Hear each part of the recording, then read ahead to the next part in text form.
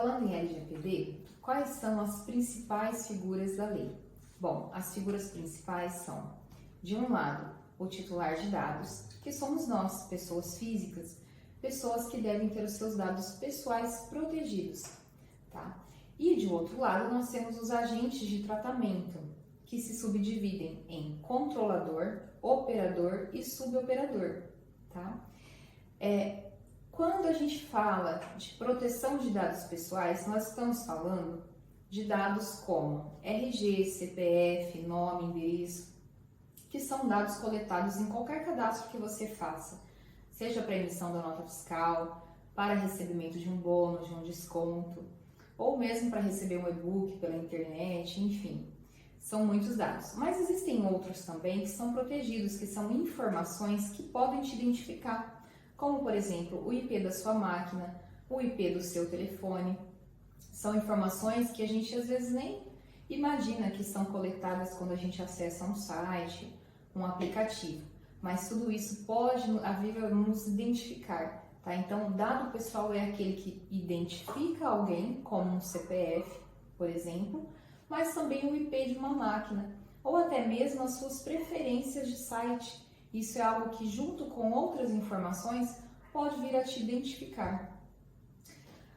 Entrando mais no assunto referente aos agentes de tratamento, quem é o controlador de dados? Controlador é aquele que coleta os dados e tem ali o poder sobre aqueles dados, como por exemplo o empregador. Ao contratar um funcionário, ele coleta ali o currículo, nome, RG, endereço, título de eleitor, são muitas informações que, para cumprimento das obrigações legais, o empregador precisa coletar do funcionário.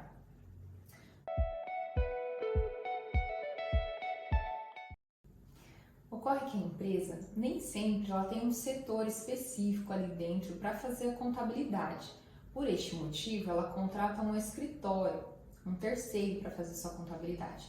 Então, nós separamos da seguinte maneira: o trabalhador contratado, ele funciona como titular de dados pela lei, ele é visto como titular de dados. O controlador é a empresa, é o empregador que coletou esses dados. Ao passar para o escritório de contabilidade, o escritório de contabilidade ele funciona como operador de dados. Então, nós temos a figura do titular de dados, do controlador e do operador.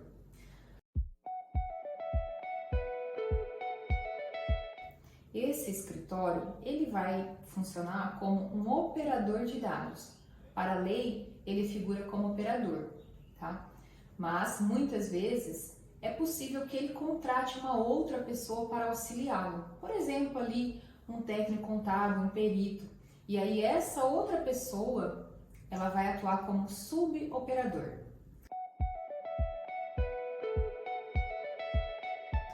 A terceira figura da lei é a ANPD, que é a Agência Nacional de Proteção de Dados. Ele é um órgão de fiscalização e ela que vai fazer ali os procedimentos administrativos para dar uma advertência, uma multa, aplicar as penalidades da lei, tá?